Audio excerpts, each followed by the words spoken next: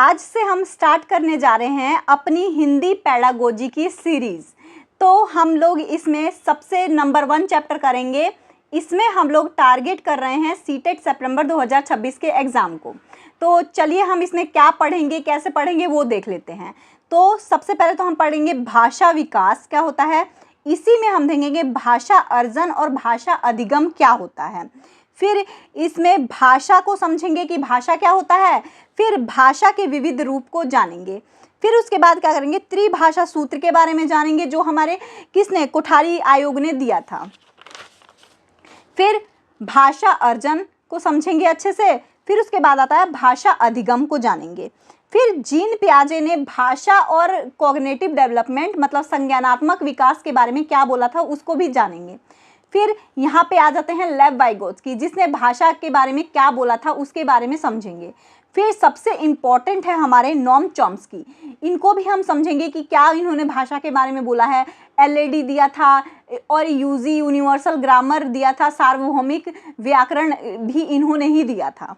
तो इतना टॉपिक है, इसको हम समझेंगे। Hello everyone, this is Pragya, welcome back to my channel. तो चलिए हम स्टार्ट करते हैं भाषा विकास को और चलते हैं अपने नोट्स की तरफ। आज हम करेंगे भाषा विकास। भाषा विकास क्या होता है? तो पहले मतलब लैंग्वेज डेवलपमेंट। लैंग्वेज डेवलपमेंट,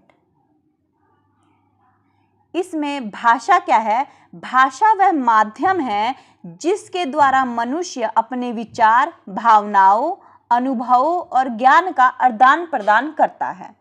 भाषा का अगर परिभाषा देखें तो भाषा वह ध्वनि है या शब्दों तथा प्रतीकों की एक व्यवस्थित प्रणाली है। मतलब एक व्यवस्थित सिस्टम से चलता है जिसके माध्यम से व्यक्तित्व संचार करता है, जिसके माध्यम से हम अपने विचारों का आदान प्रदान करते हैं। तो भाषा ये है। भाषा क्या करती है कि व्यक्तित्व को निखारने का काम करती है। भाषा क्या करेगी? व्यक्तित्व को निखारने का काम करती है। ये संप्रेषण में एक योगदान करती है। ये क्या है? एक समग्रवादी, इसको भाषा को क्या बोल सकते हैं हम? समग्रतावादी भी बोल सकते हैं कि भाषा क्या है? एक समग्रतावादी है जिससे क्या होता है? ज्ञान का सृजन होता है। ठीक है, इसी में भाषा की विशेषता क्या हो जाएगी? तो भाषा की विशेषता है कि भाषा क्या है? संचार का माध्यम है। भाषा क्या है? संचार का माध्यम है। मतलब हम अपनी बातों को एक दूसरे तक पहुंचा सकते हैं। भाषा सामाजिक होता है, मतलब समाज में रह के ही तो हम भाषा को सीखते हैं। भाषा क्या है? अर्जित की जाती है। भाषा को हम क्या करते हैं? अर्जित करते हैं। मतलब जैसे भी जिस माहौल में हम रहेंगे उसी माहौल के भाषा को हम एडॉप्ट कर लेंगे या फिर हम उसी भाषा को क्या करेंगे? अर्जित कर लेंगे। भाषा क्या होती है? परिवर्तनशील है। अगर हम किसी और जगह जा रहे हैं तो कोई और भाषा हमें सीख लेंगे, कहीं और जगह पे जा रहे हैं तो किसी दूसरी तरह का भाषा सीख लेंगे। भाषा विचारों को अभिव्यक्त का साधन है। भाषा क्या करता है? हमारे विचारों को अभिव्यक्त करने का एक साधन भी बोल सकते हैं हम इसको। भाषा संस्कृति को आगे बढ़ाने का माध्यम है। भाषा को हम क्या बोल सकते हैं कि हमारी जो संस्कृति है उसको आगे बढ़ाने का माध्यम भी होता है। आगे देखेंगे भाषा के रूप। भाषा के बहुत सारे रूप हैं, तो हम भाषा के रूप देखेंगे। भाषा का रूप क्या है? पहला है मातृभाषा। मातृभाषा क्या होता है कि हम अपने आसपास के माहौल से जो बोली जाती है उसे हम मातृभाषा कहते हैं, या इसको हम पहली भाषा भी बोल सकते हैं। मातृभाषा क्या होती है? पहली भाषा होती है, या हम अपने आसपास के जो माहौल से सीखते हैं उसे हम क्या बोलते हैं? मातृभाषा बोलते हैं। डेफिनेशन एक बार पढ़ लेते हैं। जिस भाषा को बच्चा जन्म के बाद अपने परिवार, परिवेश और स्वाभाविक रूप से सीखता है उसे ही हम मातृभाषा कहते हैं। मतलब कि बच्चा क्या है? जन्म के बाद ही अपने परिवार और परिवेश से स्वाभाविक रूप से सीखता है, उसी को क्या बोल देते हैं? हम मातृभाषा बोल देते हैं। जैसे हिंदी भाषी परिवार के बच्चे की मातृभाषा हिंदी होगी। अगर कोई परिवार क्या कर रहा है, हिंदी भाषा का प्रयोग कर रहा है, तो उसका जो बच्चा है वो भी क्या करेगा, हिंदी भाषा ही सीखेगा। वही उसी तरह जो परिवार बंगाली बोल रहा है उसका भी क्या होगा, वो उसकी मातृभाषा क्या हो जाएगी, बंगाली हो जाएगी। इसके महत्व क्या है, तो भाषा से क्या होता है कि हमारा संज्ञानात्मक विकास में सहायता मिलती है। भाषा से हमारी संज्ञानात्मक विकास में सहायता मिलती है। भावनात्मक अभिव्यक्ति में सरलता होती है, मतलब हम अपने इमोशंस को अच्छे से क्या करते हैं, दूसरे को ट्रांसफर कर पाते हैं। सीखने की प्रारंभिक भाषा, सीखने की प्रारंभिक भाषा, नहीं तो हम अपनी बातों को किसी को बता ही नहीं पाते, तो सीखने की प्रारंभिक भाषा ही होती है। एनईपी 2020 में क्या बोला गया है, तो एनईपी 2020 में प्राथमिक स्तर पर शिक्षा जो मातृभाषा है या स्थानीय भाषा है में देने की विशेष बल दी गई है। मतलब क्या बोला गया है कि जो स्तर के बच्चे हैं उनको कुछ भी सिखाया जाए या कुछ भी पढ़ाया जाए तो उसमें उनका मातृभाषा का योगदान जरूरी है, या फिर मातृभाषा पे बल देना बहुत ज्यादा जरूरी। इसी तरह आ गया दूसरा, जिसको हम बोलते हैं राष्ट्रभाषा। राष्ट्रभाषा क्या होता है कि एक भाषा जो पूरे देश के लोग बोलते हैं, पूरे राष्ट्र के लोग जिस भाषा को बोलते हैं उसको हम क्या बोलते हैं, राष्ट्रभाषा बोलते हैं। जैसे हिंदी, अब यहीं पे देख लेते हैं, हिंदी हमारी राष्ट्रभाषा नहीं है क्योंकि ये पूरे देश के लोग नहीं बोलते हैं, तो हिंदी को हम क्या बोलेंगे कि ये राष्ट्रभाषा हमारी नहीं मानी जाएगी, बल्कि कोई भी हमारी, अब यहाँ पे ये देखें कि कोई भी हमारी राष्ट्रभाषा नहीं है, हिंदी ही नहीं बल्कि कोई भी हमारी राष्ट्रभाषा नहीं है। हमारा जो देश है वो कैसा है, बहुभाषी। हमारा देश कैसा है, बहुभाषी देश है, जिसको हम मल्टीलिंग्विलिज्म देश बोलते हैं। डेफिनेशन पढ़ते हैं। भारत के संविधान में किसी भी भाषा को राष्ट्रभाषा घोषित नहीं किया गया है। ठीक है, अक्सर लोग हिंदी को राष्ट्रभाषा मान लेते हैं, लोग क्या करते हैं, हिंदी को राष्ट्रभाषा मान लेते हैं, लेकिन यह गलत है, ये पूरा गलत है। ठीक, अगला है राजभाषा। अब राजभाषा क्या है, तो राजभाषा हमारी हिंदी है, हिंदी हमारी राजभाषा है। ये कहाँ दिया गया है, तो आर्टिकल, संविधान के आर्टिकल 3431 के अनुच्छेद में दिया गया है, जहां पे संघ केंद्र सरकार को राज्य भाषा हिंदी देवनागरी लिपि होगी, यह बोला गया है।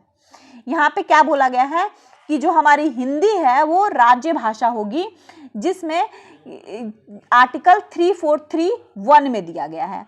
यहीं पे एक दिया गया है कि एसोसिएट ऑफिशियल लैंग्वेज इंग्लिश को बोला गया है, AOL, जिसे बोला गया है कि इंग्लिश हमारी क्या होगी, एसोसिएट ऑफिशियल लैंग्वेज होगी, जो आर्टिकल 351 में दिया गया है। ठीक है, अगला क्या है, राज्य भाषा अधिनियम 1963। राज्य भाषा अधिनियम 1963, जिसको हम क्या बोलते हैं, official language act. Official language act, इसको ओला भी बोलते हैं, जो 1963 में हुआ था। यहीं पे क्या बोला गया था कि जो हमारी ऑफिशियल लैंग्वेज है या फिर राज्य भाषा बोल सकते हैं, किसको बोला गया था, हिंदी को बोला गया था। और यहीं पे एसोसिएट ऑफिशियल लैंग्वेज इंग्लिश को बोला गया था कि जो राज्य भाषा है वो तो हिंदी रहेगी, ऑफिशियल लैंग्वेज हिंदी रहेगी, लेकिन एसोसिएट ऑफिशियल लैंग्वेज क्या रहेगी, इंग्लिश रहेगी। तो इस अधिनियम में क्या कहा गया है, तो इस अधिनियम में कहा गया है कि हिंदी जो संघ है कि राज्य भाषा रहेगी, हिंदी जो है राज्य भाषा रहेगी, अंग्रेजी का प्रयोग भी जारी रहेगा, लेकिन एसोसिएट ऑफिशियल लैंग्वेज में इंग्लिश का प्रयोग रहेगा। केंद्र सरकार के कार्यों में हिंदी और इंग्लिश दोनों का प्रयोग किया जा सकता है। जो केंद्र सरकार का कार्य होगा उसमें हिंदी और इंग्लिश दोनों का प्रयोग किया जा सकता है। संसद की कार्यवाही में हिंदी और अंग्रेजी दोनों भाषाओं का प्रयोग किया जा सकता है। गैर हिंदी वाले राज्यों के साथ पत्राचार अंग्रेजी का प्रयोग किया जा सकता है। जैसे जो हिंदी वाले जो संसद हैं वहां पे तो हिंदी और अंग्रेजी दोनों का ही प्रयोग किया जा सकता है, लेकिन जो गैर हिंदी वाले राज्य हैं उसमें क्या अंग्रेजी भाषा का प्रयोग किया जा सकता है। अगला क्या है, त्रिभाषा सूत्र। त्रिभाषा सूत्र जो 1964 से लेकर 1966 तक रहा था। ये त्रिभाषा सूत्र 1964 से लेकर 1966 तक रहा था। इसको दिया किसने था, तो कोठारी कमीशन की सिफारिश के आधार पर यह विकसित हुआ था त्रिभाषा सूत्र। इसका उद्देश्य क्या था, तो राष्ट्रीय एकता बनी रहे, राष्ट्र की एकता बनी रहे, भाषाई विविधता का सम्मान किया जाए और बहुभाषिकता का विकास किया जाए। ये इंपॉर्टेंट है कि इसमें क्या बोला गया था कि बहुभाषिकता का विकास किया जाए। त्रिभाषा सूत्र जिसे थ्री लैंग्वेज फॉर्मूला कहा जाता है, तो इसको थोड़ा समझते हैं। अब त्रिभाषा सूत्र है क्या, थ्री लैंग्वेज फॉर्मूला है क्या, तो जो भारत में विविधता है, मतलब बहुत सारे हमारे पास लैंग्वेज है, तो इसीलिए यहाँ पे बोला गया था कि जो हिंदी भाषी राज्य हैं उसमें क्या किया जाए, मदर टंग हिंदी रख दी जाए। जो हिंदी भाषी राज्य हैं वहाँ पे मदर टंग क्या होगा, हिंदी रहेगा, और दूसरी भाषा या तो कोई भी मॉडर्न इंडियन लैंग्वेज रहेगा या इंग्लिश रहेगा, ठीक। और यहीं पे तीसरी भाषा क्या करेंगे, एक आधुनिक भारतीय भाषा जैसे मॉडर्न इंडियन लैंग्वेज कोई भी तीसरी भाषा रह सकती है, जैसे दक्षिणी भारतीय भाषा हो सकती है ये, ठीक। जैसे अब उदाहरण देखें तो पहली भाषा जो हमारी मदर टंग हो गई वो क्या हो गई, हिंदी हो गई। दूसरी भाषा क्या हो गई, अंग्रेजी हो गई। तीसरी भाषा क्या हो गई, कोई भी मॉडर्न इंडियन लैंग्वेज जैसे तमिल हो गई, तमिल तेलुगु कोई भी भाषा हो सकता है। और दूसरा क्या बोला गया है कि अगर गैर हिंदी भाषा राज्य है, अगर वो राज्य क्या है, गैर हिंदी भाषा है, जैसे नॉन हिंदी भाषा है, वहां पे क्या होगा, जो मदर टंग होगी वो क्या होगी, क्षेत्रीय भाषा। जो वहां की भाषा है जैसे तेलुगु है या तमिल है, वहां पे क्या होगी, तमिल भाषा मातृभाषा, मदर टंग तेलुगु भाषा रहेगी। हिंदी को सेकेंड लैंग्वेज के रूप में हम चुनेंगे और थर्ड लैंग्वेज क्या होगी, अंग्रेजी होगी या कोई भी मॉडर्न इंडियन लैंग्वेज हो सकती है। जैसे एग्जाम्पल देखें तो तमिल क्या होगी, मदर टंग होगी, हिंदी क्या होगी, हमारी दूसरी भाषा होगी, और अंग्रेजी क्या हो जाएगी, यहीं पे तीसरी भाषा हो जाएगी, या कोई भी मॉडर्न इंडियन लैंग्वेज क्या होगी, तीसरी भाषा को हम बोल सकते हैं। इसका महत्व होगा तो इसमें बहुभाषिकता को बढ़ावा मिलेगा। इसमें क्या होगा, बहुभाषिकता को बढ़ावा मिलता है। फिर यहाँ पे क्या हो जाता है कि राष्ट्र की एकीकरण होता है, राष्ट्र का एकीकरण होता है, विभिन्न संस्कृति में की समझ बढ़ती है। जो संस्कृति है उसकी क्या होती है, समझ बढ़ेगी, और संज्ञानात्मक विकास होगा, हमारा कॉग्निटिव डेवलपमेंट में भी हेल्प होगा इस चीज से। अब हम पढ़ेंगे भाषा अर्जन और भाषा अधिगम क्या होता है। भाषा अर्जन मतलब एक्विजिशन, भाषा एक्विजिशन, लैंग्वेज एक्विजिशन, और अधिगम मतलब लर्निंग, है ना। अर्जन मतलब हम बिल्कुल बिना प्रकृति से ही सीख रहे हैं, और अधिगम मतलब पूरा स्ट्रक्चर, रूल वगैरह सब इससे सीखा जा रहा है, तो ऐसे ही होता है। तो अब देखिए भाषा अर्जन क्या होता है, भाषा लैंग्वेज एक्विजिशन, तो ये इसको हम क्या बोल सकते हैं, ये पहली भाषा बोल सकते हैं। भाषा अर्जन को क्या पहली भाषा बोल सकते हैं, मातृभाषा बोल सकते हैं, मातृभाषा बोल सकते हैं, पहली भाषा बोल सकते हैं, मातृभाषा बोल सकते हैं। ये क्या होता है, शिक्षा जो प्रणाली है, शिक्षा प्रणाली उसमें क्या होता है, उसमें ये नहीं नॉन स्ट्रक्चरल होता है, ये नॉन स्ट्रक्चरल बोल सकते हैं इसको, ठीक है। यहीं पे डेफिनेशन देख लेते हैं। तो भाषा अर्जन वह प्राकृतिक और अचेतन प्रक्रिया है, अचेतन प्रक्रिया है जिसके द्वारा बच्चा अपने वातावरण से भाषा सीखता है। बच्चा अपने एनवायरनमेंट से ही भाषा सीख लेता है, उसी को हम क्या बोल देते हैं कि वो भाषा अर्जिन है। अचेतन मतलब अनकॉन्शियस, अनकॉन्शियस प्रक्रिया है कि इसमें कॉन्शियस एफर्ट नहीं डालना है, प्रकृति से सीखता है, ऑटोमेटिकली ही सीख लेता है बच्चा भाषा को। तो इसी को क्या बोलते हैं कि ये क्या है, अचेतन प्रक्रिया है, प्रकृति से बच्चा इसको सीखता है। ये इसी को हम क्या बोलते हैं, मदर टंग बोल सकते हैं।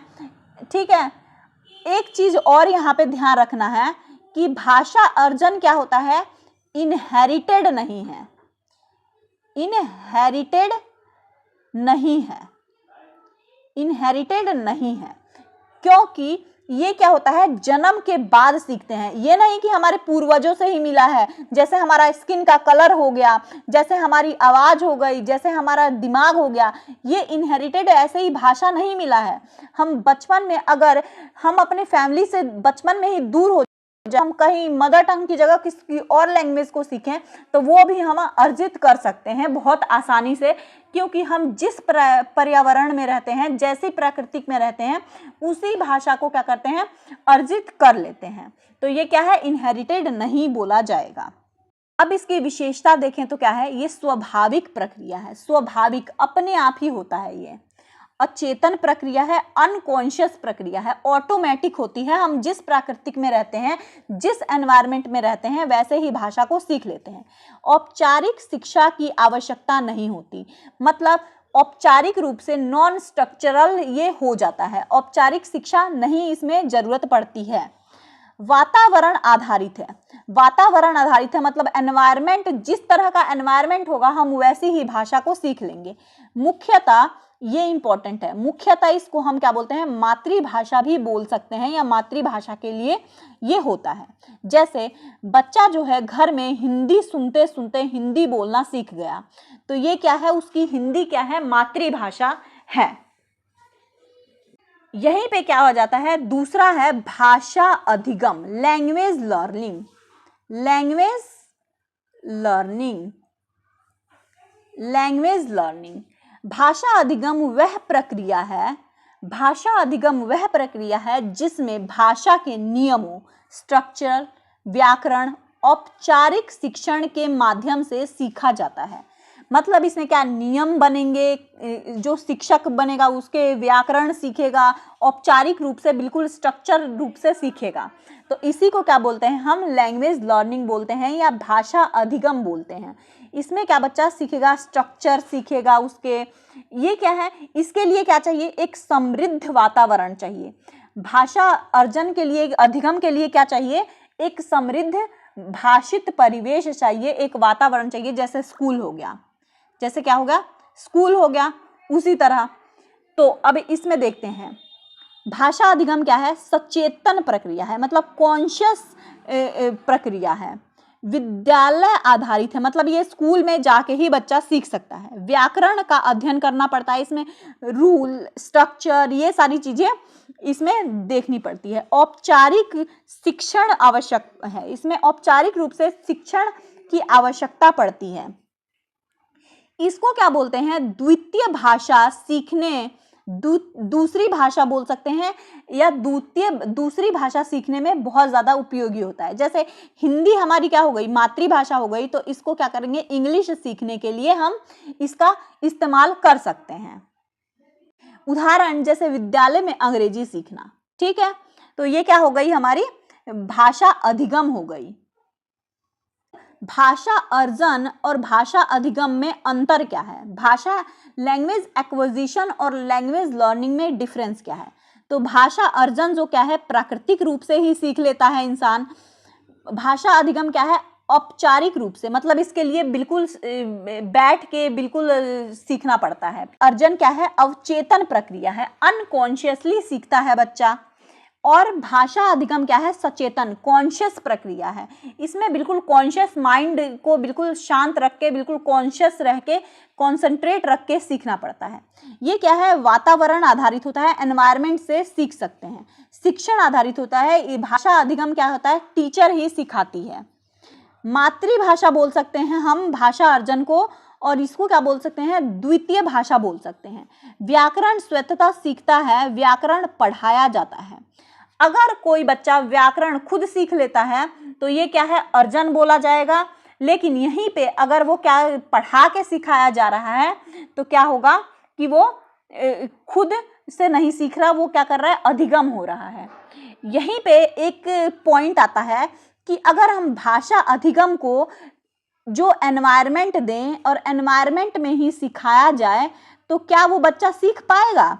तो हाँ, तो एनवायरनमेंट अगर उसी तरह का एनवायरनमेंट रखा जाए तो भाषा क्या है, अर्जन कर पाएगा। तो इसीलिए हम बोलते हैं कि स्कूल में क्या करना चाहिए कि रियल लाइफ एग्जाम्पल देना चाहिए या रियल लाइफ से कनेक्ट करके भाषा को सिखाया जाना चाहिए, तो बच्चा क्या करेगा, उसको जल्दी ही सीख पाएगा। यहीं पे अब देखते हैं कि जीन पियाजे भाषा के विकास के सिद्धांत में क्या बोलते हैं। तो जीन पियाजे ने क्या बोला है कि भाषा का विकास संज्ञानात्मक विकास पर निर्भर है। इन्होंने क्या बोला है कि जो कॉग्निटिव डेवलपमेंट की थ्योरी है, भाषा का विकास क्या होता है, उसी से प्रभावित होता है। इन्होंने साफ साफ यही बोला है। इनके अनुसार, जो पियाजे के अनुसार, पहले सोच विकसित होती है। इन्होंने क्या बोला है कि पहले क्या होती है, सोच विकसित होती है, फिर भाषा विकसित होती है। पहले सोच विकसित होगी, उसके बाद क्या होगी, भाषा विकसित होगी। अर्थात भाषा जो है विचारों का परिणाम है। इनके कहने का मतलब पहले सोच विकसित होगी, पहले बच्चा सोचेगा, उसके बाद भाषा को बोलेगा। ठीक, तो यहाँ पे क्या होता है, इन्होंने एक वर्ड दिया है, अहम केंद्रित वाक। अहम केंद्रित वाक जो 2 से 6 वर्ष तक रहता है। पियाजे के अनुसार, पियाजे ने क्या बोला है कि बच्चा क्या है, सक्रिय शिक्षार्थी है। बच्चा एक सक्रिय एक्टिव चिल्ड्रन है। भाषा बुद्धि का उत्पादन है। भाषा जो है बुद्धि से ही निकलता है। संज्ञानात्मक विकास के बिना भाषा विकास संभव नहीं है। इन्होंने क्या बोला है कि जो संज्ञानात्मक विकास नहीं होगा तो भाषा क्या है, भाषा का विकास भी संभव नहीं है। भाषा मानसिक संरचनाओं पर आधारित है। जो इन्होंने कॉग्निटिव डेवलपमेंट और क्या बोला है, भाषा को एक साथ जोड़ के बात की है। इन्होंने क्या है, अहम केंद्रित वाक, अहम केंद्रित वाक की बात की है, जो 2 से लेके 6 वर्ष तक रहती है। अब यहाँ पे पियाजे के अनुसार छोटे बच्चे हैं, स्वयं से खुद से ही बात करते हैं, तो इसी को क्या बोला है, पियाजे ने अहम केंद्रित वाक बोला है, जो 2 से लेके 6 वर्ष तक होता है। इसमें जैसे समय बच्चा स्वयं से बोलता है, मैं यह बनाऊंगा या मैं ये पढ़ूंगा, मैं ये करूंगा, तो ये क्या हो जाता है, ये अहम केंद्रित वाक है। तो बच्चा क्या कर रहा है, खुद को ही डायरेक्शन दे रहा है, खुद को ही, अपने आप को ही डायरेक्ट कर रहा है। पियाजे ने इसमें सामाजिक रूप से अपरिपक्व भाषा माना है। मतलब सामाजिक को इन्होंने क्या किया है, नकार दिया है। अब शैक्षिक निहितार्थ क्या होना चाहिए कि ठोस अनुभव दें। बच्चों को क्या करें, ठोस अनुभव दें, बिल्कुल ठोस अनुभव दें। बच्चे को सक्रिय रखें, बच्चे को क्या करें, एक्टिव रखें। गतिविधि आधारित शिक्षण कराएं, मतलब कि वो प्रैक्टिकल के रूप में बच्चे को क्या करें, पढ़ाएं। भाषा विकास को संज्ञानात्मक विकास से जोड़े, भाषा विकास को संज्ञानात्मक विकास से जोड़ के ही पढ़ाएं, तो इससे क्या होगा, उनका डेवलपमेंट अच्छा होगा। अब भाषा विकास के लिए वाइगोत्स्की ने क्या बोला है, वाइगोत्स्की का भाषा का विकास का सिद्धांत में क्या बोला है, तो इन्होंने क्या बोला है कि भाषा और विचार का विकास सामाजिक अंतःक्रिया से होता है। इन्होंने क्या बोला है कि भाषा का विकास से होता है, सामाजिक अंतःक्रिया से होता है। सामाजिक अंतःक्रिया से होता है। ठीक, बालक भाषा अपने परिवेश से अंतःक्रिया करते हुए ही सीखता है। ठीक, इनके अनुसार निजी भाषा बालक के संज्ञानात्मक विकास में सहायता करती है। इनके जो निज भाषा है, प्राइवेट स्पीच है, वो संज्ञानात्मक विकास में हेल्प करती है। वाइगोत्स्की ने यहाँ पे क्या कर रहा है, समाज, सोसाइटी, कल्चर और लैंग्वेज को बहुत ज़्यादा महत्व दिया है। तो वाइगोत्स्की के अनुसार भाषा संज्ञानात्मक विकास का प्रमुख साधन है। इनके अनुसार क्या है कि भाषा जो है संज्ञानात्मक विकास का बहुत ज़्यादा इम्पोर्टेंट साधन माना जाता है। भाषा के बारे में वाइगोत्स्की के विचार क्या हैं? तो पहले तो इन्होंने क्या है, सामाजिक अंतःक्रिया का महत्व दिया है कि सामाजिक अंतःक्रिया करके बहुत ज़्यादा इम्पोर्टेंट है ये, कि भाषा, वाइगोत्स्की के अनुसार बच्चा भाषा कैसे सीखता है? सामाजिक अंतःक्रिया करके ही सीखता है। सामाजिक अंतःक्रिया मतलब क्या हुआ कि बच्चा दूसरों से बातचीत करके ही भाषा को सीखता है।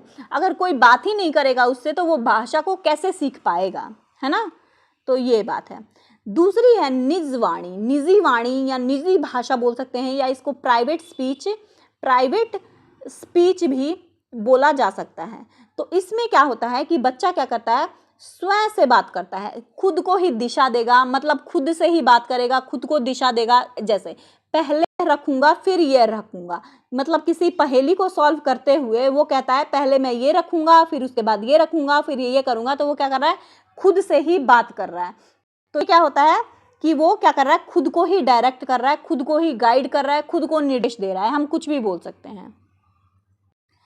तो यहीं पे क्या है कि जहाँ पियाजे के अनुसार अपरिपक्वता मानते थे, मतलब जो सोसाइटी है उसको क्या मानते थे कि नकार दिया है वाइगोत्स्की ने, पियाजे ने, वहीं पे वाइगोत्स्की ने क्या बोला है कि सीखने का महत्वपूर्ण साधन ही क्या है, समाज है।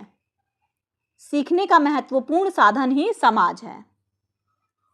अब भाषा और विचार की बात करें तो पियाजे क्या बोलते हैं, पहले विचार आया फिर भाषा आया। यहीं पे वाइगोत्स्की क्या बोलते हैं, पहले भाषा आई उसके बाद विचार आया।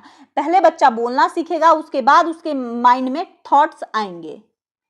शैक्षिक निहितता क्या है कि समूह कार्य करवाएं, हम बच्चे को चर्चा करवाएं, संवाद कराएं, सहपाठी अधिगम करवाएं और शिक्षक मार्गदर्शन बने। मतलब शिक्षक क्या करे, यहाँ पे फैसिलिटेटर का काम करे। शिक्षक क्या करे, फैसिलिटेटर का काम करे और बच्चे को क्या करे, एक्टिव रखने का ज़्यादा से ज़्यादा प्रयास करें। अब आ जाते हैं हम नोम चॉम्स्की का भाषा का विकास का सिद्धांत, जो बहुत ज़्यादा इम्पोर्टेंट है लैंग्वेज में। ये नोम चॉम्स्की बहुत ज़्यादा इम्पोर्टेंट है। तो नोम चॉम्स्की क्या बोलते हैं कि सबसे पहले इन्होंने क्या बोला है कि भाषा विकास के क्षेत्र में सबसे प्रभावशाली सिद्धांत है नोम चॉम्स्की का। भाषा सीखने की क्षमता जन्मजात होती है। इन्होंने बोला है कि जो भाषा सीखने की जो क्षमता होती है बच्चे के अंदर, वो जन्म से ही होती है। बच्चा भाषा सीखने के लिए जैविक रूप से तैयार ही पैदा होता है। जैसे कि बच्चा क्या है, भाषा सीखने के लिए जन्मजात ही पैदा होता है, इसको क्या है, कुछ ज़रूरत नहीं होती है। यहीं पे इन्होंने LAD, जिसको हम बोलते हैं लैंग्वेज एक्विजिशन डिवाइस, की बात की है। ये बच्चे के अंदर पैदा होते ही होता है। लैंग्वेज एक्विजिशन डिवाइस, जिसको हम क्या बोलते हैं, लैंग्वेज एक्विजिशन डिवाइस को भाषा अर्जन यंत्र, जिसको बोला जाता है भाषा अर्जन यंत्र। अब चॉम्स्की के अनुसार इन्होंने क्या बोला है कि मानव मस्तिष्क में जन्मजात भाषा सीखने की क्षमता होती है। यह विशेष व्यवस्था होती है, मतलब कि जो दिमाग है उसके अंदर क्या है, जो ये पहले से ही जो लैंग्वेज एक्विजिशन डिवाइस है वो पहले से ही फिट बैठा हुआ है। इसकी विशेषता क्या होती है कि ये जन्मजात होती है, केवल मनुष्य में ही होता है। ये भी है कि केवल मनुष्य में होता है। भाषा के नियम पहचानता है। LAD क्या करता है, लैंग्वेज एक्विजिशन डिवाइस या भाषा अर्जन यंत्र भाषा के नियम को पहचानता है। सीमित भाषा इनपुट से भी भाषा सीख सकता है। जैसे ही मतलब भाषा अंदर जा रही है, किसी का सुन रहा है, उससे भी क्या करता है, ये भाषा को सीख पाता है। अब जैसे उदाहरण में बच्चा ऐसे वाक्य बोल देता है जिन्हें उससे पहले कभी नहीं सुना है। मतलब ऐसे वाक्य बोल देता है बच्चा कि कभी उसने पहले भी नहीं सुना है। जैसे मैंने खाया, मैंने खेला, वह नियम बनाकर नए वाक्य तैयार कर लेता है। मतलब वो उसी नियम को बना के तैयार कर लेता है। अब नोम चॉम्स्की क्या बोलते हैं कि जो भाषा है, दिमाग है, जो इंसान का दिमाग है, 2 पार्ट में डिवाइड होता है। एक होता है लेफ्ट ब्रेन, एक होता है राइट ब्रेन। तो राइट ब्रेन में तो क्या होती है, क्रिएटिविटी होती है, तो यहाँ पे, और दूसरे में क्या होता है, लैंग्वेज होता है। तो यहीं पे कहीं पे क्या होता है, LAD एक चिप टाइप की लगी होती है। ये हाइपोथेटिकल है, इसको हम निकाल नहीं सकते हैं। ये ऐसा नहीं है कि आप निकाल के ऑपरेशन करके निकाल लोगे तो बच्चा क्या होगा, भाषा नहीं सीखेगा। ये हाइपोथेटिकल है चॉम्स्की के अनुसार, ये हाइपोथेटिकल होती है और लेफ्ट ब्रेन में होती है। इसी से क्या होता है, बच्चा क्या करता है, भाषा को सीखता है। इन्होंने नोम चॉम्स्की ने एक सार्वभौमिक व्याकरण, जिसको हम क्या बोलते हैं, यूजी बोल दो या यूनिवर्सल ग्रामर बोल दो, यूनिवर्सल ग्रामर बोल सकते हैं। तो नोम चॉम्स्की के अनुसार क्या होता है, एक इन्होंने क्या कहा है, सार्वभौमिक व्याकरण दिया है। तो दुनिया की सभी भाषाओं में कुछ मूलभूत नियम समान हैं। मतलब आप जितने भी भाषा सुनोगे उसमें नियम समान ही होता है। इसी को क्या बोलते हैं हम, सार्वभौमिक व्याकरण बोलते हैं। ठीक, मतलब अब आप इंग्लिश बोलने जाओगे या हिंदी बोलोगे या तमिल बोलोगे, वो एक ही स्ट्रक्चर है, उसका बिल्कुल समान है, बिल्कुल नियम बने हुए हैं, एक जैसे ही हैं। कोई ये नहीं कि हम दूसरा ग्रामर यूज़ कर लेंगे या दूसरा कुछ यूज़ कर लेंगे, नहीं। अगर हम उसको हिंदी में बोलेंगे, उसको इंग्लिश में बोलेंगे, वो सेम ही लगेगा। ठीक, और यूनिवर्सल ग्रामर की विशेषता जन्मजात होती है, ये भी सभी मनुष्य में मौजूद होती है। सभी भाषाओं की आधारभूत संरचना समान होती है। बच्चा कम इनपुट से भी भाषा सीख सकता है। मतलब बहुत कम अगर वो वर्ड सुना होता है तो अपने आप भी वो बहुत सारे वर्ड बनाकर भाषा को क्या करता है, सीख पाता है। ठीक है, जैसे उदाहरण यहाँ पे क्या दिया है, हिंदी, अंग्रेजी, तमिल, फ्रेंच, सभी भाषाओं में क्या होता है, संज्ञा है, क्रिया है, वाक्य संरचना है, ये सारे भाषाएं क्या है, सेम है। इनकी ग्रामेटिकली जो है, ग्रामर से अगर देखें तो वो सेम है। तो इसीलिए क्या बोला है, यूनिवर्सल ग्रामर बोला है। ठीक है, से अब यहाँ पे नोम चॉम्स्की के अनुसार भाषा अर्जन की प्रक्रिया कैसे होती है। तो कैसे होती है, ये जन्मजात है, जो एलईडी लगा हुआ होता है, लैंग्वेज एक्विजिशन डिवाइस या भाषा अर्जन यंत्र बोल सकते हैं इसको, इससे जन्मजात ही होती है। फिर बच्चा क्या होता है, वातावरण से जो भाषा सुनता है वो अपने दिमाग में डाल के और भाषा की पहचान करके, भाषा के नियमों की पहचान करता है और भाषा क्या करता है, अर्जित कर लेता है। अब यहाँ पे एलईडी लैंग्वेज एक्विजिशन डिवाइस की बात करें तो ये सबसे ज़्यादा एक्टिव रहता है 5 वर्ष में। 5 वर्ष में सबसे ज़्यादा एक्टिव रहता है। इसको क्या बोलते हैं हम, ट्रांजिशन पीरियड बोलते हैं भाषा का, ट्रांजिशन पीरियड बोलते हैं या संक्रमण काल भी बोल सकते हैं भाषा का। ये 5 साल तक ज़्यादा एक्टिव रहता है, उसके बाद ये क्या होता है, स्लो होने लग जाता है धीरे धीरे। अगर एग्जाम्पल देखें तो यही, कोई इंडिया में रह रहा है, कोई फैमिली इंडिया में, मम्मी पापा और उसका छोटा बेटा जो 5 साल से कम है, वो जा रहे हैं यूके गए, तो यूके में उन्होंने क्या किया, अब मदर और फादर को तो क्या लगा, वहाँ के लैंग्वेज एक्वायर करने में बहुत टाइम लगा और ये बच्चा ने वहाँ पे फट से लैंग्वेज को सीख लिया। तो ये क्या हुआ कि इसका जो है लैंग्वेज एक्विजिशन डिवाइस, ये क्या है, बहुत ज़्यादा एक्टिव था, इसलिए इसने लैंग्वेज बहुत जल्दी से ही सीख लिया। ठीक है, तो ये होता है भाषा विकास वाला चैप्टर हमारा यहीं पे कंप्लीट होता है। तो यहाँ पे ये टॉपिक हमारा यहीं पे कंप्लीट होता है।